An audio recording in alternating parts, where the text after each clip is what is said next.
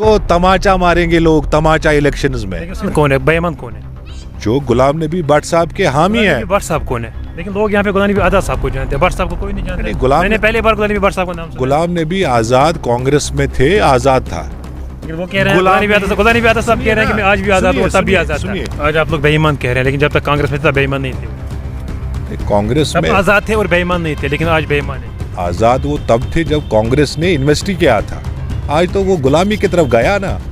गुलाम नबी भट्ट आजाद साहब को जानते हैं, भट्ट साहब को कोई नहीं। यार आप फिर आजाद बोलते हैं। आजाद जब था वो कांग्रेस में था, अब वो गुलाम बन गया ना। अब भी कह रहे हैं कि इस बार 50 पार करेंगे हम जम्मू कश्मीर। गलत नहीं बोला उन्होंने। जब ऐसे बेईमान लोग आएंगे वो तो कुछ भी कह सकते हैं इन्हीं बेईमान लोगों का। 370 के पीछे कांग्रेस का हाथ नहीं है क्या? कांग्रेस ने खोखला करके नहीं रखा था? यही बेईमान लोग जब थे सरूरी, कांग्रेस सुनिए ना, तब कांग्रेस में था, मतलब कांग्रेस नहीं किया। सुनिए सरूरी बेईमानों की बात चल रही है ना, जो कल तक कांग्रेस में थे, कांग्रेस की मिनिस्ट्रियों में थे, पोर्टफोलियो में थे। इन बेईमान लोगों से क्या एक्सपेक्ट करते हैं? बेईमान कांग्रेस से था फिर, क्योंकि ये कांग्रेस में थे, फिर कांग्रेस ही बेईमान था। मगर वो कौन है?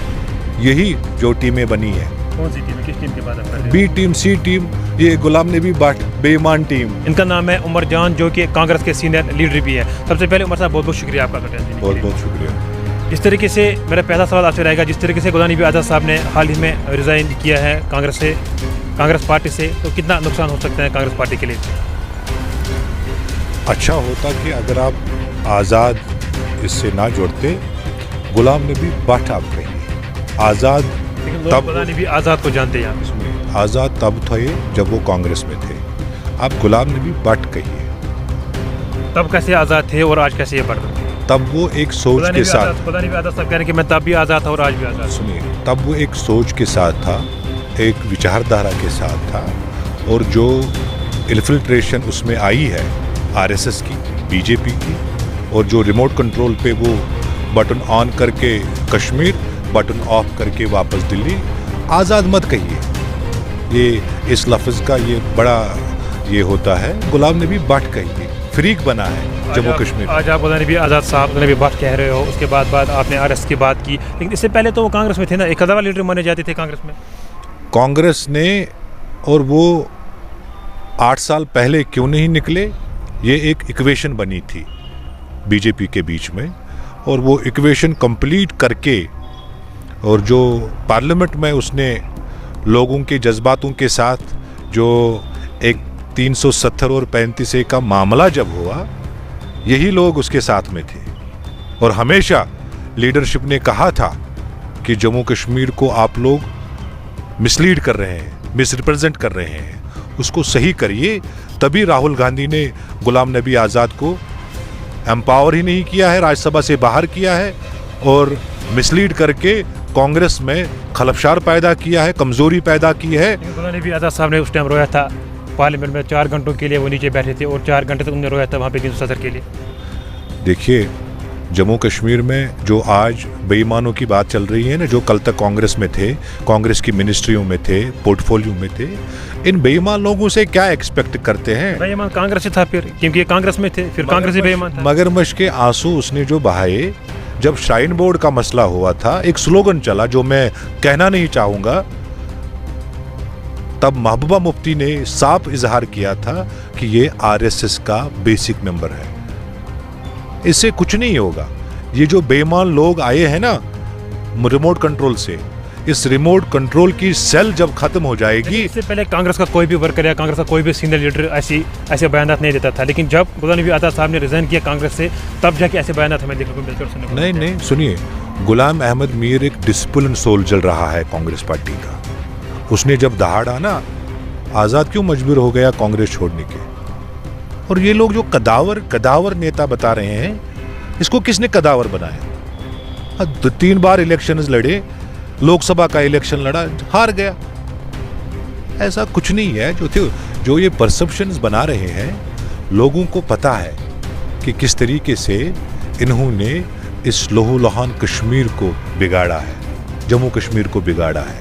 370 को कमजोर कराने के लिए इन बेईमान लोगों का हाथ है, इन्हीं बेईमान लोगों का। 370 के पीछे कांग्रेस का हाथ नहीं है क्या? कांग्रेस ने खोखला करके नहीं रखा था? यही बेईमान लोग जब थे सरूरी, कांग्रेस सुनिए ना, तब कांग्रेस में था, मतलब कांग्रेस नहीं किया। सुनिए, सरूरी, रेडे वाला, वो बाजरी वगैरह रेड़े पे लिया करता था, डंपर वाला, क्रशर वाला, ये गुनाह है बोलना? कशर वाला कौन है? वकार रसूल के ऊपर जिन्होंने आरोप लगाया, फ्रूटी बेचने वाला, आइसक्रीम बेचने वाला, गुनाह है? जन्म से कौन पॉलिटिशियन ये अच्छा खासा आया? देखो ऐसा कुछ नहीं है। रामबन जिले में वकार रसूल वानी इनको दौड़ा दौड़ा के मारेगा। सरूरी को वो तो भाग जाएगा, वो तो छात्रों के ऊपर मड़वा से ऊपर चला जाएगा। किसकी बात कर रहे हैं आप? उसको बोलो कि आपको एनआईए रेड क्यों पड़ी थी। रहा वो बारामूला का वो 12 साल मिनिस्टर ताज मोहिउद्दीन, वो क्यों भाग गया उड़ी से? क्यों भागा था? क्या उसको अल्ताफ बुखारी साहब का डर लगा? क्या उसको बीजेपी का इतना डर लगा कि जो लैंड ग्रैबर वो था कि मुझे ईडी न समझ ना आ जाए? किनकी आप बात कर रहे हैं? बीजेपी कह रहे हैं कि इस बार 50 पार करेंगे हम जम्मू कश्मीर। गलत नहीं बोला उन्होंने। जब ऐसे बेईमान लोग आएंगे वो तो कुछ भी कह सकते हैं, इस पे आप मत जाइए। बेईमान लोगों की ईमान ही नहीं है। कल तक वो सेकुलरिज्म की बात कर रहे थे, भाईचारा की बात कर रहे थे। बेईमान कौन है? बेईमान कौन है? जो गुलाम नबी भट्ट साहब के हामी हैं। भट्ट साहब कौन है? लेकिन लोग यहाँ पे गुलाम नबी आज़ाद साहब को जानते हैं, भट्ट साहब को कोई नहीं जानते। मैंने पहले बार गुलाम नबी भट्ट साहब को नाम सुना। गुलाम नबी आजाद कांग्रेस में थे, आजाद था। वो कह रहे हैं गुलाम नबी आज़ाद साहब कह रहे हैं कि मैं आज भी आज़ाद हूँ, तब भी आज़ाद था। सुनिए, गुलाम नबी भट्ट जो थे कांग्रेस में आजाद थे, अब वो गुलाम बन गए हैं बीजेपी के। ऐसा लेकिन गुलाम नबी आज़ाद साहब की तरफ से स्टेटमेंट आया कि आने वाले 2-4 दिनों में हम अपनी पार्टी को नाम देने वाले हैं, अपनी पार्टी को तश्कील देने वाले हैं और मैं कभी बीजेपी के साथ मिलाने वाला नहीं हूँ। हाँ, जब रिमोट कंट्रोल का बटन ऑन होगा गुलाम नबी भट्ट श्रीनगर होंगे, बटन ऑफ होगा पीएमओ ऑफिस से वो दिल्ली पहुंचेंगे। कुछ नहीं है, खोखले हैं, बेईमान लोग हैं। उसी मुंह से कलमा पढ़ते हैं, उसी मुंह से राम राम बोलते हैं। किन बेईमान लोगों की आप बात कर रहे हैं?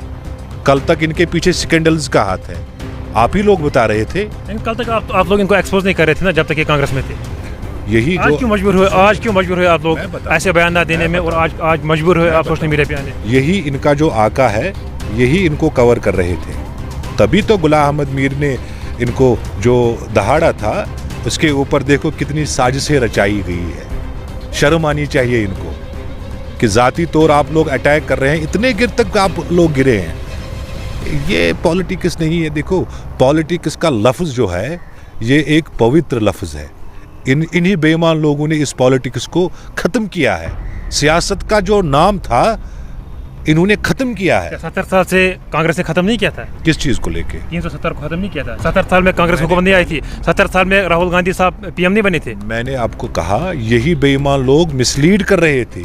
यही गुलाम नबी भट्ट जिसको आज़ाद का तखल्लुस मिला था कांग्रेस में, यही मिसलीड कर रहा था जम्मू कश्मीर को।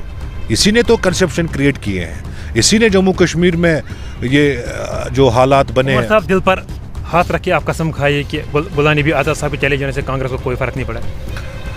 मैं इनकी तरह नहीं हूँ कि रिमोट कंट्रोल पे उठूंगा और बैठूंगा।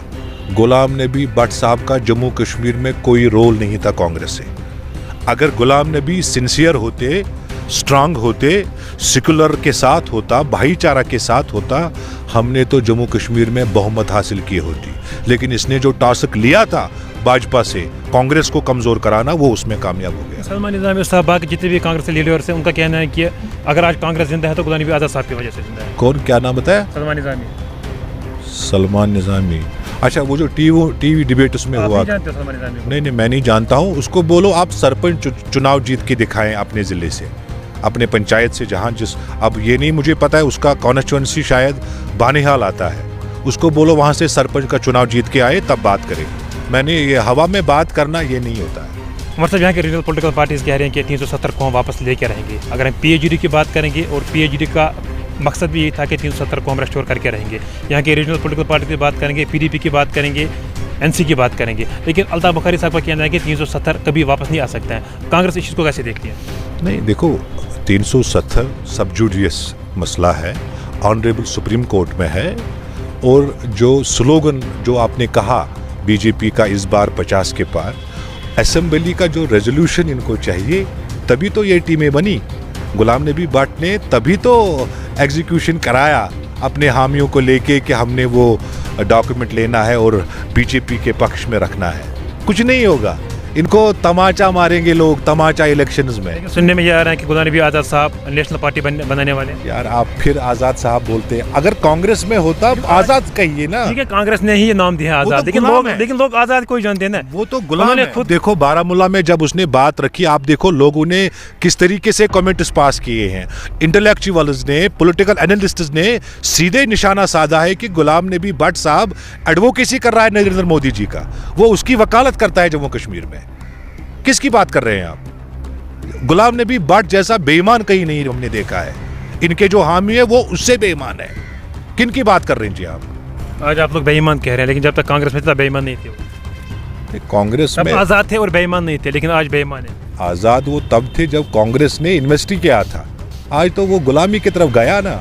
अभी आपने कहा था कि सुप्रीम कोर्ट जो है वही बहाल कर सकता है 370 को, लेकिन यहाँ के रीजनल पॉलिटिकल पार्टीज दावा कर रहे हैं कि 370 को बहाल करके रहेंगे। क्या यहाँ के रीजनल पॉलिटिकल पार्टीज एक बार फिर से जम्मू कश्मीर का सौदा तो नहीं कर रही है? जो मैकेनिज्म जनरेट हो रहा है वो एक चुनाव है। इलेक्शंस हो जाएं, एमएलएज बन जाए, असेंबली का रेजोल्यूशन आएगा, उससे पहले नहीं आ सकता। सवाल ही पैदा नहीं। फिर यहाँ के रीजनल पॉलिटिकल पार्टीज एक बार फिर से धोखा दे रही है जम्मू कश्मीर आवाम को। 370 पे इलेक्शन में भी खेल। आपको बताऊं पीएजीडी का जो स्लोगन रहा डीडीसीज इलेक्शंस में कि आप हमें वोट दो, हम 370 वापस लाएंगे, अब कहाँ गया वो?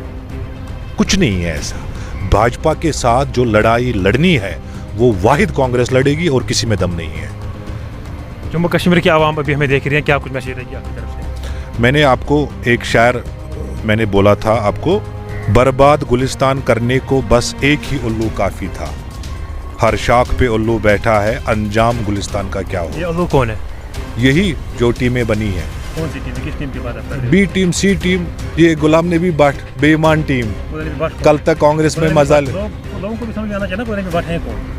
गुलाम नबी भट्ट आज़ाद साहब को जानते हैं, भट्ट साहब को कोई नहीं। यार आप फिर आजाद बोलते। आजाद जब था वो कांग्रेस में था, लोगों को समझ अब वो गुलाम बन गया ना। अब वो गुलाम बन गया, अब गुलाम की थोड़ी बात होती है, और कदावर नेताओं की बात होती है। गुलाम अहमद मीर साहब की आप बात कर लीजिए, वकार रसूल वानी साहब की बात कर लीजिए, जो आने वाले कल में सरूरी को दौड़ा दौड़ा के मारेगा चुनाव वैली में, आप उसकी बात कर लीजिए। नरेश गुप्ता जिसकी बीवी साथ नहीं है, वो क्या बात कर लेगा?